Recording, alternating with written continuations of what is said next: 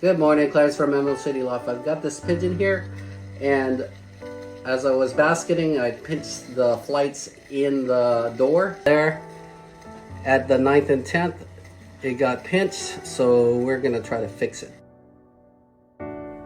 So what we're doing here is bringing a pot of water to a boil, and we're just gonna put the flights right over the steam and see if it gets repaired. Look at that. I think it worked pretty well.